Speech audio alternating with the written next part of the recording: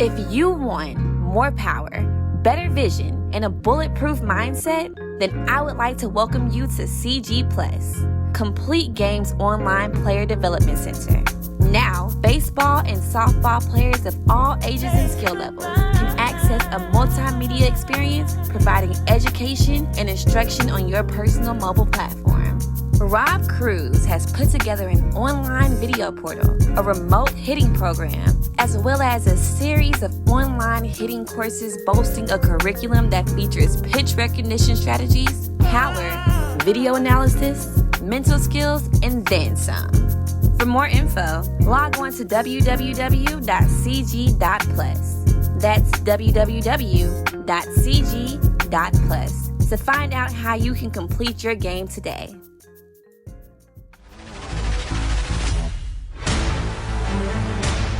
Welcome to the Transcending Sport podcast with Rob Cruz, an audio experience bringing you interviews, conversations and more from some of the most intriguing personalities in the sports world. And now, your host, Rob Cruz. What's up, everybody? Welcome to Transcending Sport. I'm your host, Rob Cruz. My guests are from Hybrid Strength and Performance in Murfreesboro, Tennessee. We have Lindsey. He's the head strength coach, and we also have Lola Connahan Lewis. She is the assistant strength and conditioning coach, and we are doing take 2 of this podcast because last time we tried it, we had some technical difficulties, and we actually did a really good podcast that did not record. So now we're going to call this one take 2.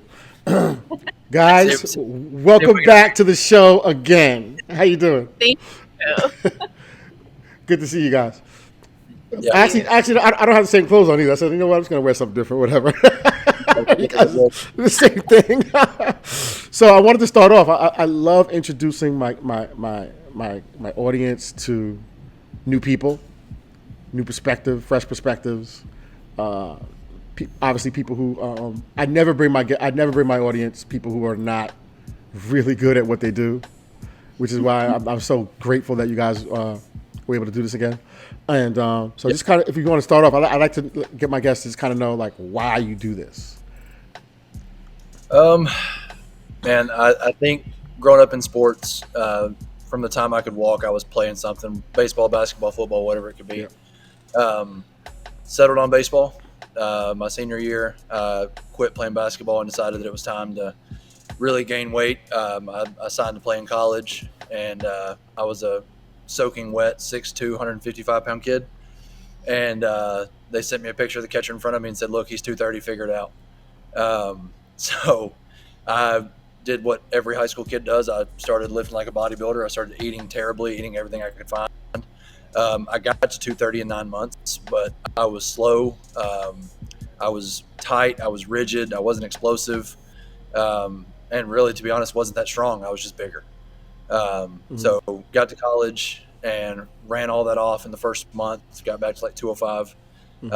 Ended up with a Tommy John injury, a meniscus injury, and coming back from that process really kind of piqued my interest on the performance side and the rehab side. So I started in the rehab side, going with physical therapy. Got a week into the internship with it and absolutely hated it. There was no projection forward. There was no connection to be made for the years to come to see a 7th grade kid walk through our doors to become that senior that signs the scholarship and to go watch them play in college. And I felt like that was what I wanted to do. So that's what I pursued. So once I finished my master's in 2018, started as a trainer here at a gym in town, opened my own spot in 2020. And we opened Hybrid and expanded back in March of last year. So here we are. How about you, Laura? So I also kind of have a similar story. I started in the rehab side of it because I was always injured. I played soccer growing up, up until I had a career-ending injury in high school.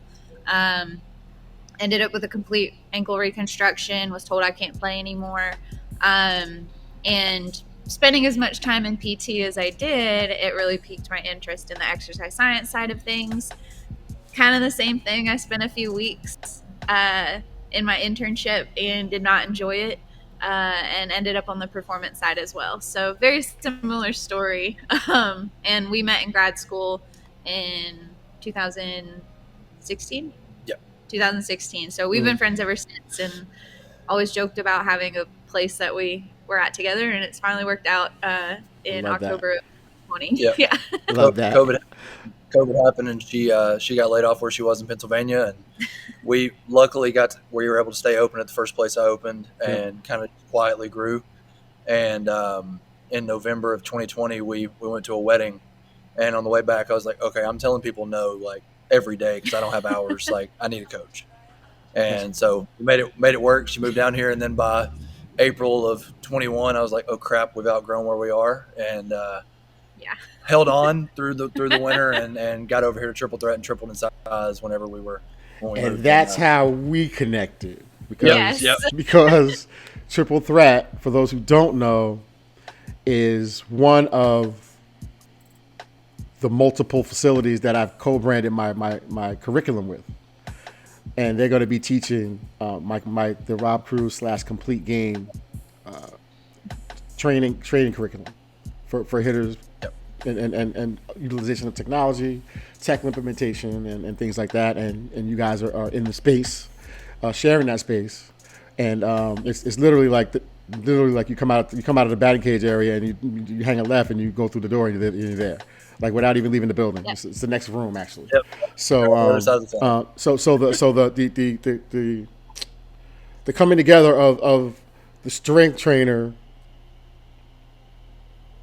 or the performance trainer, because I like to call it performance, a little better, with the skills coach, and collaborating on and assisting in the development of the athlete. What does that look like over at Triple Threat and Hybrid? What does that look like? How are you guys evaluating these athletes, and then collaborating with Lola and her staff over at Triple Threat? So it kind of happened organically with Grace, Lola's daughter. She was the first one we really had from Triple Threat, and that's kind of how we heard about Triple Threat and eventually made this happen. Oh, okay. But it usually works where they'll have a girl that, she's got some potential, she's got the ability, she's got it between the ears. It's just there are certain things that aren't there. Yep. So it can be as simple as they're over there for a lesson next door with Lola. She pokes her head in here to see if one of us is here. She'll call me over there like, hey, I need her to do X, but she's not. Why is it not happening? Okay. From a movement perspective, we can kind of watch and see if there's an imbalance, see, what's going on, give some suggestions, and then hopefully, get them to our side and start working on some of those things that we can ping back and forth, try to, whether it's a pitching technical thing over there, or if it's something a little more specific to this side that just organically is going to help that side. Madison really is like the golden child when it comes to that. Yeah. So Lola's one pitcher, Madison. Lola called me over. She's like, I just need you to watch this to see what's going on. And she wasn't able to keep her foot down through her pitching. And so she wasn't able to produce any power after the release. And so I was able to tell pretty quickly that her left glute med just wasn't firing, which is the smaller muscle under your glute max. And so Madison got over here, and we started working on some rehabilitation type stuff. And I kind of put her through the motions to just confirm what I expected watching her pitch. And it became pretty apparent pretty quick that her left butt cheek wasn't firing. Right. So I was joking. Yeah, I was joking now, like, hey, your butt cheek works again. Like, use it. Right. So. All right. So in the evaluation process, like somebody comes off the street, or somebody comes who's never had a trainer, it's shocking to me how many young athletes will say, I have a trainer. I'm working out. I'm lifting weights, and then I go, oh really? Well, have you ever had an evaluation or screen and so many of them have not had an evaluation because there's so many people out here. And I don't know how you don't get me started, but I don't know how you train someone without evaluating them. And obviously you guys have an evaluation system. So can you explain the importance of the evaluation, why we need one, and how that helps to set the, you know where I'm going? Yeah. Yeah. I think that, so you walk in here day one. Yes. We're going to see a couple different movement screens. We're going to see, can you hinge your hips? Can you squat? What does it look like? Can you go into an overhead position? What does your thoracic extension look like? Can you rotate? Can you do some basic body weight exercises? If you can't do those and you can't move well, then we're going to have to start with strength first thing overall. If you can't do body weight squats that look like they're sequenced, if you can't do push-ups, even hang from a bar, things like that, we're going to have to start there. Yep. But then we can kind of get a little deeper. We go into our vertical jump numbers. We test 3 different measures to look at one that's straight leg strength, one that's more of a CNS prep, and one that's a combination of more of an athletic movement. So we look at all 3 of those to see where discrepancies lie. So if somebody's jumping a 20 on a static jump that's just leg strength, and they're jumping a 20 on their one step, there's something going on there elastically and explosively in that athlete that's just missing. Right. So that's a telltale for us there. We'll get some sprint numbers. We'll get some relative strength numbers through like some hanging, push-ups. Can you do a chin-up? Things like that. In the past, we've gone super specific with like joint angles and things like that. But as we've grown and the more we've seen kids and the more kids that have come in, there's really no need to do that. Pretty much all of them are going to be – they're going to have poor posture. They're going to struggle with any kind of thoracic extension because they sit hunkered over on their phones in school all day. They're all going to have some sort of pelvic tilt one way or another just because they walk funny because they just grew like a foot and they don't know what to do with all of this. So as we've kind of got into this, I'm in year 5 and I think you're in year 6, 7. Yeah. The longer we've been in this, the more we see similarities more than differences. So it's really just those few specific things that we look at, and then it's general, where are your deficits, what is your injury history, what are your biggest struggles right now with your sport, and we can kind of use those to kind of build out what we think will help. And I think on our side of it, as skills, as focusing more on the skill side, we know that the things that you just outlined for us usually correspond or relate or match up with a swing characteristic or a throwing characteristic. And if they're failing those screens, it's frustrating on us, our side, because we're dealing with a player who just can't even move. Right. Yeah. And we're trying to give them a cue to cue them into a specific body movement or sequence or anything. And they just can't, they just physically cannot do it. Yeah. And now it's like we hit this wall. So this is why I wanted to have you guys on, because I want to educate people on why going to a professional human performance facility, working with people who actually know what they're doing, because not everybody knows what they're doing. Let's be clear. There's so many people out here, like, and they got all the letters behind the name, and they got they got all of that, but doesn't mean you're good at it. Just like any profession. Yeah. Right. You could be a teacher and not be good at it. You could be a mailman and not be a good mailman. Like, you could be with anything and just not be good at it. A bad mailman. This is not even my address. Can you read? Let's cross the street. So when we're utilizing a lot of technology, and technology implementation is going to be something that's going to be driving what we do. And Lola and the staff at Triple Threat are very excited to embrace technology, and a big part of technology is it's going to show us stuff that we could never see, like sequencing and what sequence is the body decelerating in. Is it in a good sequence, or is it in a poor sequence in terms of deceleration? Is the speed of the hips? Is there pelvic control? Is there spine stability? Is there a stronger side? Is there a weaker side in terms of the power differential in an athlete? And then once we're able to identify those things, it's like, okay, well, now that we understand that you have very limited pelvic control, we need you to go next door. Yeah. Because there's nothing we could do now. Like, that has to be fixed. We've identified that that's an issue. we have to go next door. And so in terms of like collaboration, I know we're still working on like how we, a system, whether it's video, slow mo, hear the numbers. You guys start getting good at like reading some of the data and start being able to see like the PDF files and saying, okay, we see it, we see the graph, right? Yeah. And things like that. So, but on your side, what are some of the issues and challenges that you find with like the follow up and the consistency with the athletes coming in and things like that, particularly in rotational sports, like pitchers, throwers, and hitters?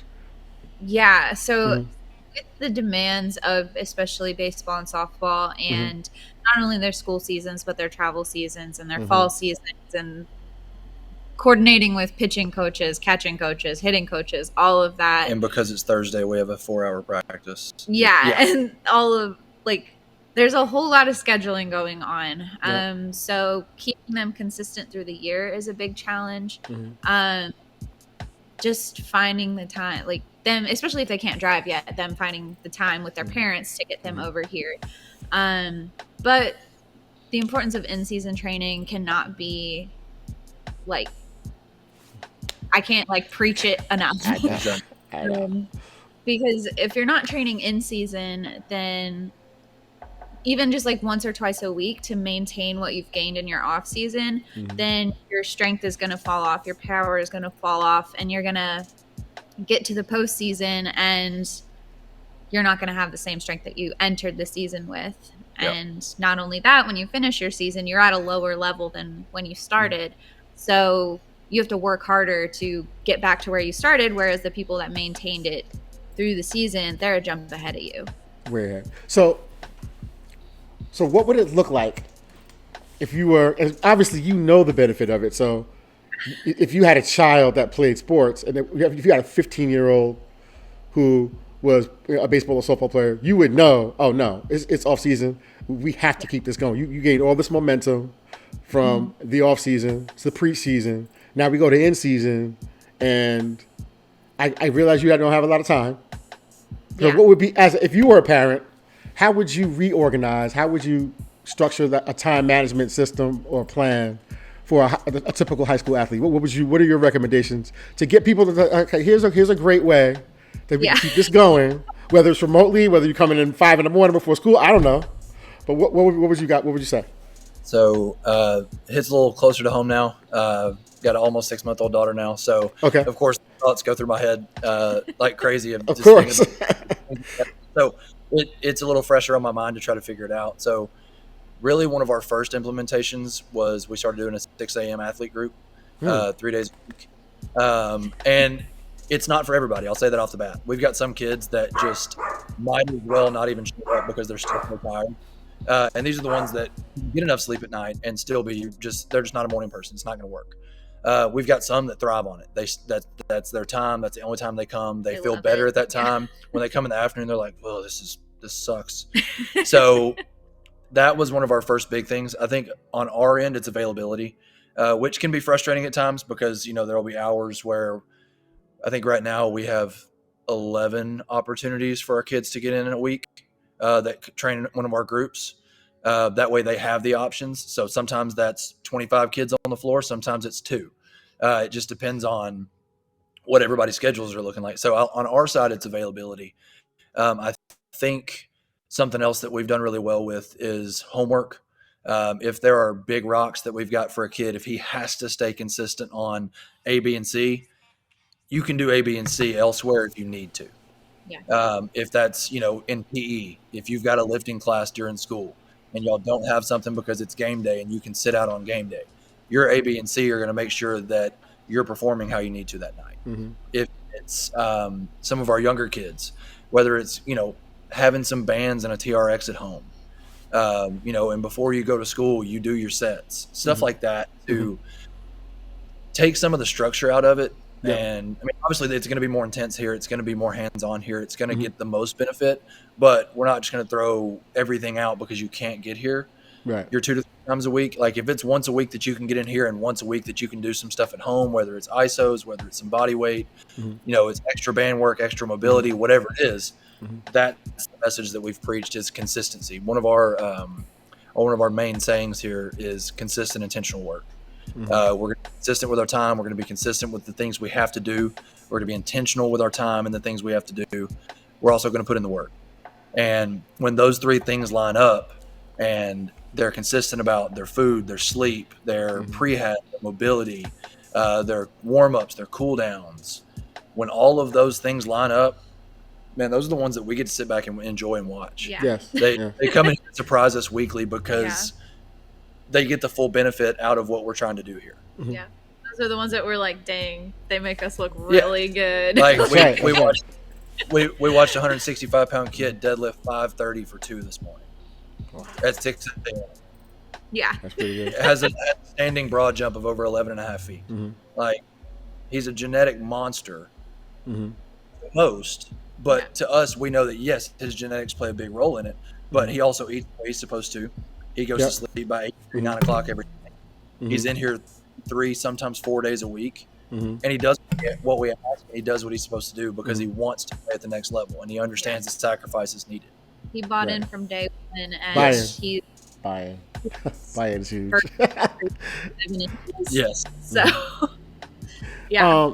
So I have a really, this is a burning question of mine. I want to ask this one. I want to see how you guys are going to answer this. Because in my world, there's a huge difference between the culture of baseball, the culture of softball, and then I think the genders are clearly different. Like, the female athletes go about it so much differently, in my opinion, than the guys do. Yeah. Yes. And obviously, I know you know where I'm going. I want to know I want to know what those are, how you've identified those, and what are some of the ways in which you customize your approach to dealing with each within the culture of the sports, because baseball is not girls' baseball. I mean, softball is not girls' baseball. No, not at all. And baseball is not guys' softball. It's two different sports.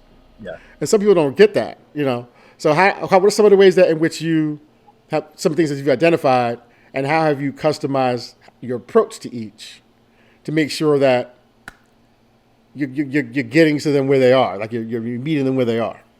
Yeah.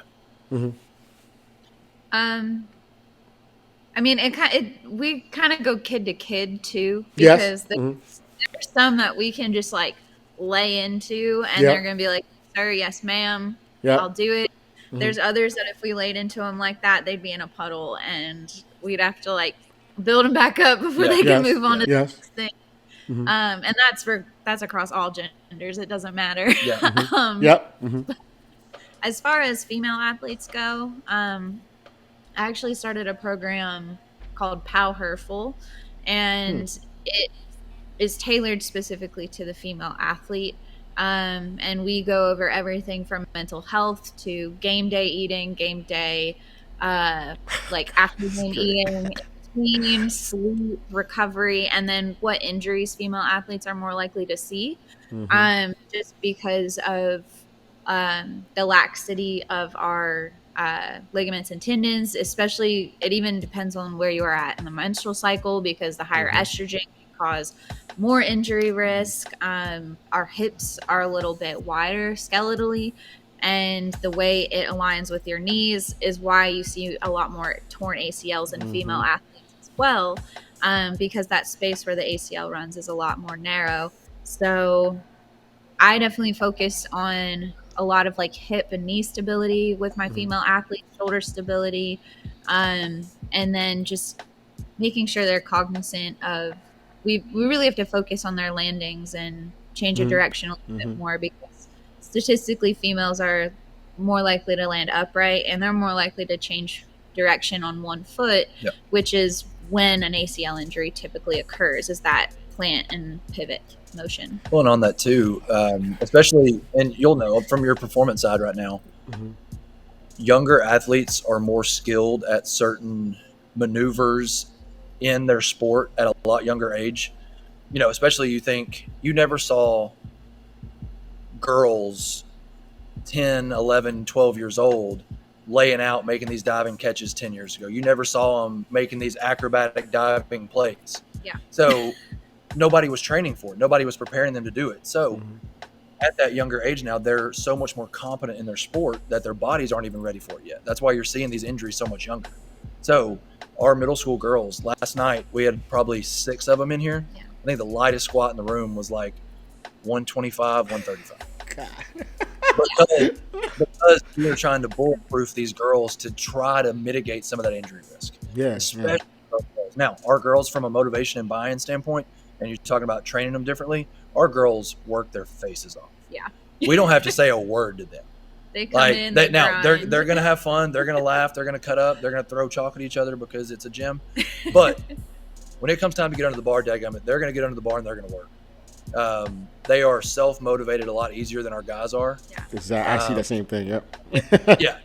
Our guys, when they're having a good day, they're having a great day. Mhm. Last week, like, everyone was a 40 to 50 pound jump on a deadlift. Yeah, they and all we just kind of looked at each other like something's in the water. They today. ate their Wheaties. We're okay with it. I guess they didn't have 4 tests today. Like, I don't know. But when it comes to training our girls versus our guys, it is different how we have to approach them. We had a girl walk in here last night, and she's usually bubbly and happy. She was straight eyebrows across, like something was wrong. Yes. She looked after her first set of squatting, and she was like, "Can I please do more?" She's like, "This is. I'm not getting anything out of this." Throws 50 pounds on the bar, does it for the easiest set ever, and looks at me like, "See, I can do more." Yeah.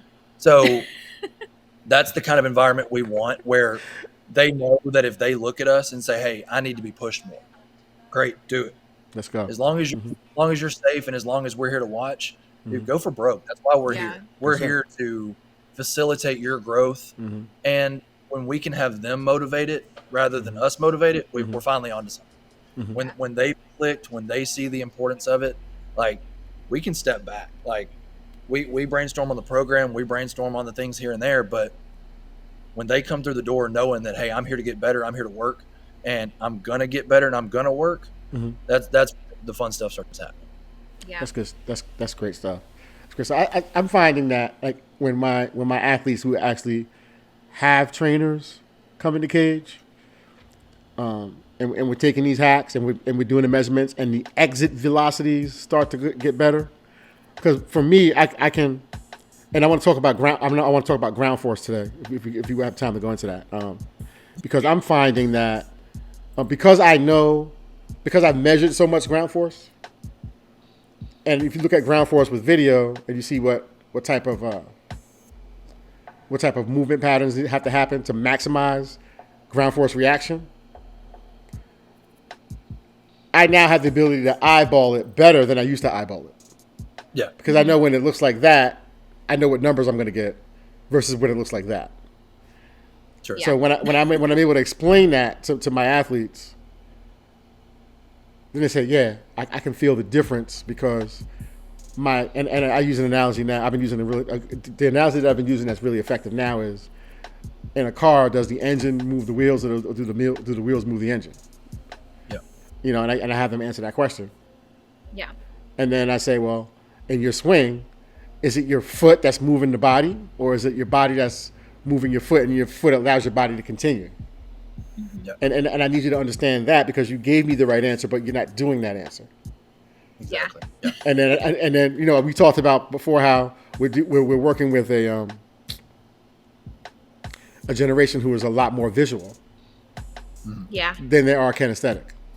Yeah. So I find myself filming them more and then showing them, I know you're not feeling this, but this is what I'm seeing, and I want you to see what I'm seeing. Yeah. Yeah. And they're like, wow, I didn't feel like that was happening. And it's like, whew, and then it changes. So, in terms of, you know, and you know, and I know there's so many layers and depths to what you guys are doing, but I'm finding that the ground force and me being able to help my athletes to cue themselves into certain sequences and feels by having the right self-talk. Yeah. So I've been coaching the intent more Yeah. versus coaching the form. For sure. Because in coaching the intent, and I want to see how you guys felt about that. Yeah. No, we agree. So we do a lot of rotational med ball work. Yeah. And in our last place, all we had were like plywood gym mats that were over the top of sheetrock. Bad idea. Anyone listening that owns a gym, don't do that.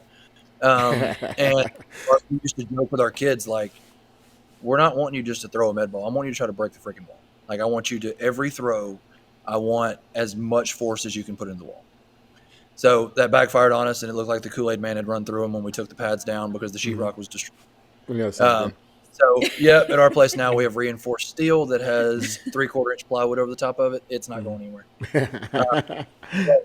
We've noticed, especially with our explosive stuff, whether it's our sprinting, whether it's our med ball throws, our jumping, we can clean up a little bit of like fundamental stuff later. Like, I'm not as much worried about that. I want you to go for broke, bail out, because that's what's going to get that CNS firing, is that max intent. That's where we're going to see the adaptation. The harder I throw this 6-pound med ball into the wall, the more I'm going to have to move my trunk in the correct way to go faster. I'm not just going to magically find more arm strength to do it. It's going to have to come from CNS recruitment from my trunk. And by trunk, I mean rib cage to knees. Yeah.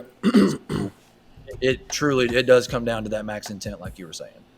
And I think it's funny because, you have that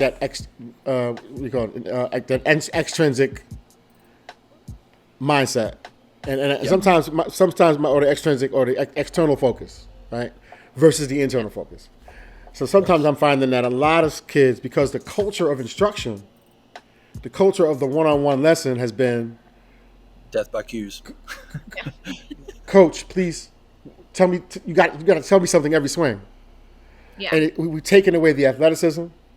Yep. We've taken away the athlete's freedom of movement, and we've taken away the athlete's creativity. Yeah. So that they're unable to like create a path or create a slot and get to an arm slot as a pitcher or whatever it is, or move a finger on a ball to get more movement, because they're always looking for the coach to tell them what to do next.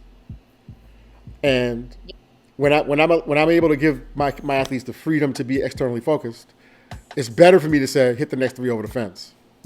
Yep. Yeah. Than for me to say, move your foot this way, move your back knee that way, and get your front foot here. Yeah. They're always going to slow down when they do that.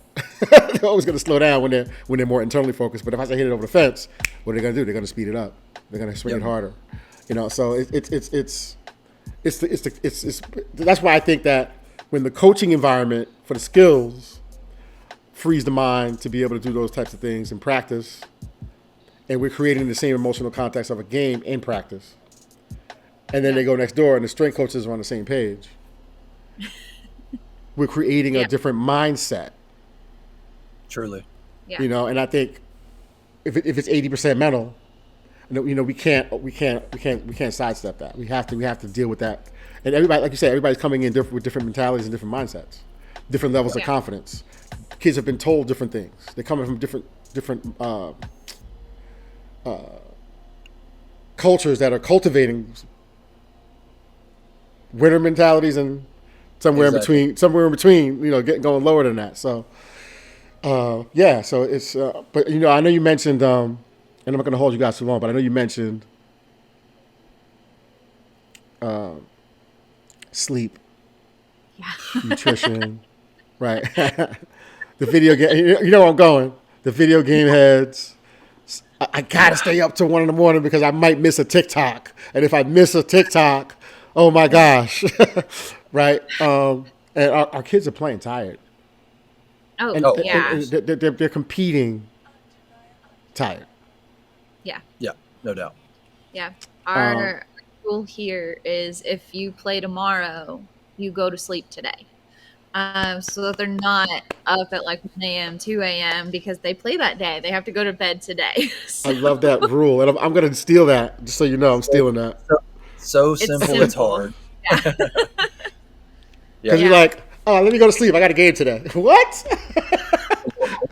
Let me tell you. Go ahead. I mean, like, all the high school schedules out this week here. Mm-hmm. They're playing 5-6 days a week.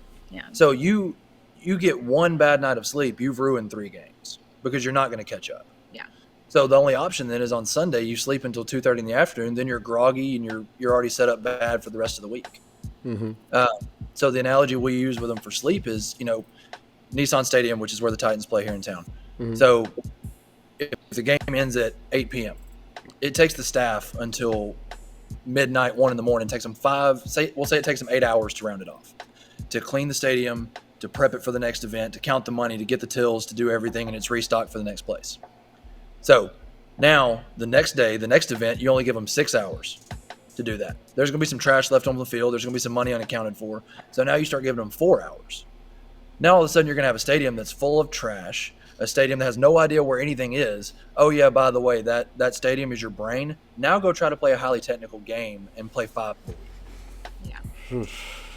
It's a lot. Now we see why we have kids that have the potential to throw 90 consistently, to hit for average, hit for power, run fast, that run a 6.8 60, that all of a sudden they're running 7.3. They're like, I don't know, I just didn't feel it today. Well, I can tell you why you didn't feel it. It's because your brain is running at 30%. Yeah. Jesus. So yeah, I feel you. I trust me, and I feel bad. I'm like, because I remember me when I was a kid, and when I got older, I was trying to have a social life and still be a really good player. Yeah. So me and my boys are chasing girls all night, and then we got a game. We got to be at the field at 9 o'clock in the morning. Yep. You know, we can't sleep till 2, 3 in the afternoon. So Exactly. it catches up to you. Well, and that's, I mean, all this comes from experience. We did it. We didn't sleep. I mean, everything I tell my kids is like, look, I've made the mistakes so that you don't. Right. Yeah. I'm the one that stayed up all night. I'm the one that didn't do the things I was supposed to in the weight room. I ate like crap. I slept like crap. And I played like crap for it. I got hurt. Yeah. So if you're willing to sacrifice a little bit of your time and a little bit of your mental capacity to go towards the right things, you'll get to where you want to go. If it's that important, you'll find a way. Okay, I got one more. I'm sorry. I got one more. This is it. One more. I don't want to keep you guys. I appreciate you guys hanging in there. We're at the 35-minute mark, and it's getting good now. It's getting good. So I'm at a tournament, right? And I don't always get to go, and I'm not even a game person. Yeah. Like even when I coached pro softball, like I hated the games. I love practice. You know, I'm a development guy. So sometimes I'll go to a tournament with the team, and I'm bench coach. I may help warm up, hit some fungos to the outfielders or whatever.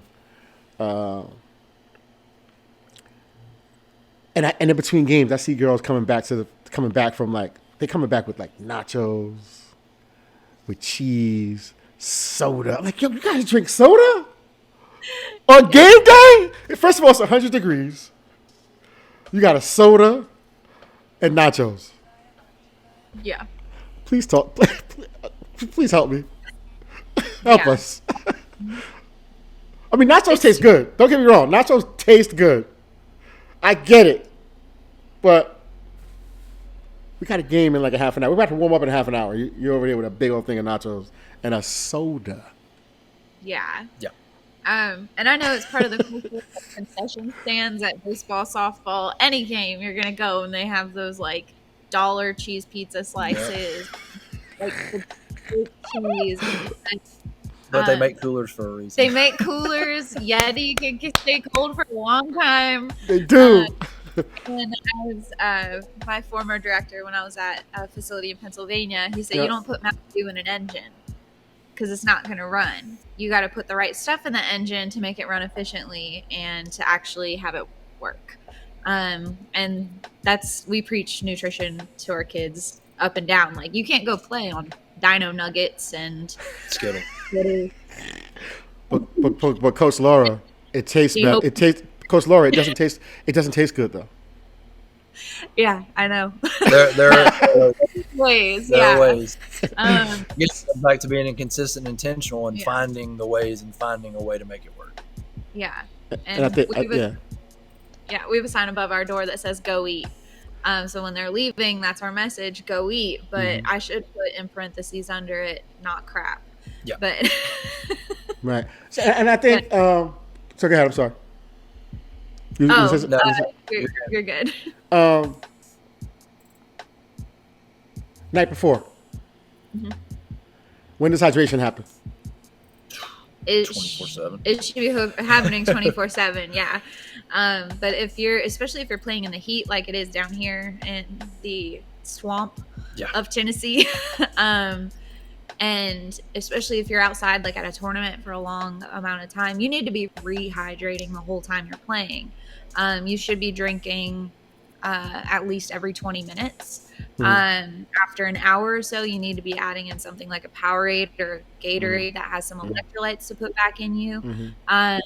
And if you lose just 3% of that, your like body water, your performance decreases are significant.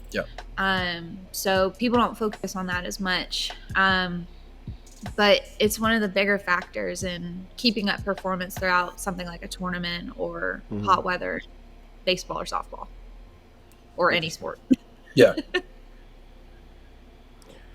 Well, yep. And it's we see it so often, and it's been a long time since I've been around a lot of tournaments, but I can remember being 12, 13 years old playing in Florida in World Series, and when we got to the championship, one team had one pitcher left. Everybody was limping. Everybody was bloody and tired. The other team had one kid that could still like hold the bat with both hands. It comes down to survival of the fittest. It comes down to who's left. Yeah. So taking the steps, the days and the hours before to make sure you're the last ones left, you're going to win a lot more games. If you're making sure that your guys and girls between games have, a Powerade or like one of the element packets that have no salt there, that have no sugar in them, that are just electrolyte and salt. If it's as simple as that between a game, you're going to see your team is going to last longer. Yeah. Personally, you're going to see your kid, like you yourself, will last longer as a coach. I take one with me every time I go golfing. I'm old now. When I go golf, I sweat too much. I get hot and tired, so I got to have that to get me through a round of golf when it's hot down here. Much less, I can't even remember. I can't fathom making it through a tournament, especially like my wife played college softball. She remembers days where they had 9 games in one day to get back to the championship to play that night at 2 a.m. Yeah. So you're telling me these girls are running on 4 hours of sleep, they've eaten a cheeseburger and had a Mountain Dew today, and they're going to magically be able to play 10 games and not get hurt? Like, I need that Mountain Dew. Yeah. I'm retired, but when I've been in the cage all day, I was like, I need a Mountain Dew. I got to get through this last 2 hours. The system is already going to be stacked against them for health and performance. Yeah. Then you take their habits on top of that. You're cooking it's going to be a disaster. Yeah. There are so easily simple ways to help push you further to get to that point, because in some of these older kids, like we tell them, you don't know what game a college coach is going to be at. You don't know. It could be that 10th game that they come to, and their only impression of you is going to be that, well, you were kind of lethargic. You kind of don't hustle. Your bat speed was slow. Your arm looked tired. You just have it. You're not going to be in our program. Yeah. Wow. All right. I am so excited about this venture, this partnership, this collaboration between Complete Game and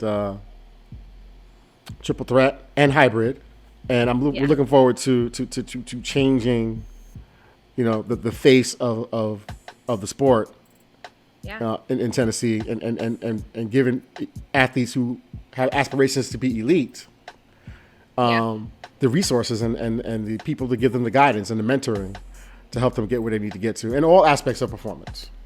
And I think we need that. It's 2023. I mean, we're smarter, we know more, we have more knowledge and information and studies and data, and we can prove things now. We can say this definitely works because we have research. This definitely does not work, and then we have experience too at the same time. Like, we know that this works better because we've trained enough athletes and we've done our due diligence. And then when we start to collab and start looking at the actual data from how they're moving and watching the growth. So yeah, you can see this kid started out with 55 mile an hour bat speed coming in the door, right? And then all of a sudden, 3 months later, they're at 62, 63 mile an hour bat speed with your program. Then we start to say, well, here's why. Now, then you start seeing that bat speed start to dip because you stop showing up. Yeah. Because I'm putting a number on it now. It's objective. It's not my opinion. These are numbers. No, it's proven. Right? In December, this was your exit velocity. And all of a sudden now in May, why'd you dip 8 miles an hour? Yeah. But but you haven't showed up. Like you get You so. swing since May, and you haven't had a single strength exercise to back up. And that's the reason why this is going to be very important. You know what we're about to do, guys. I'm so excited. I'm grateful that we were able to get this one in, and it actually recorded this time. Yeah. So thank God for take two. And please tell us how my audience can contact you, follow you, and anything new that you have coming up that you'd like to talk about before we. Instagram is kind of where we showcase most of what's going on in the gym, whether it's our athletes, our adults, whoever it is. At Hybrid Strength and Performance, we're both on there. Our third coach, who we brought on a couple months ago, Sebastian, is on there. So you can follow us individually. We post a little bit about what we do in our lives, and also just some educational stuff too. So I'd say Instagram is our main. We do have a Facebook. That's mainly where parents communicate with us. But our Instagram at Hybrid Strength and Performance is definitely the go-to place to see what goes on here on a day-to-day basis and to get a better feel for what's going on. She talked about her Powerful Clinic. Yep. That's something that's kind of been gone for a while. We didn't have the room to do it at the other place. We got to where we were having 17 athletes and 1,000 square feet. Got pretty rough. So that is coming back. Yeah, I'm bringing this. Yeah, so that will be back this summer. We've got more information coming out on that in the coming months to get pre-registered and signed up for that. So we're excited about that. Continuing to expand on our knowledge here. We've got some couple new technology things we're looking at doing in the next couple months with sprint speed tracking, laser timers, things like that we're wanting to get into. Cool. Also, we're going to probably start tracking med ball speed on our throws again. This is my kind of stuff. So I'm deep in a book by Bill Miller right now about med ball speed, exit velocity, and things like that, and tracking that data. And so waited on the right time to get to start doing that. We've got a wall that can handle it now, so I'm trying to somebody throw a 6-pound ball at 37 miles an hour. Yeah, that's great. That's good stuff. All right, I appreciate you guys having you on. I appreciate having you guys on, and we are looking forward to. I'm going to be looking forward to seeing you at the grand opening. Yes. Which is going to be February 24th, 5th, 6th that weekend. So I'll be down, bringing the heat. Well, not literally, figuratively. I'll be bringing the heat because it's cold up here. It was zero. It was what was it? 1 degrees. Yeah. It was 1 degrees the other day. Yeah, it's 65 here right now. So. Oh my God, I hate it. I hate you guys. So yeah, I'm gonna come down there. I'm gonna bring the heat figuratively, but I hope I don't bring the cold though. All right, so good talking to you. We'll catch up soon. Yeah, yes. Perfect. All right, have a good one.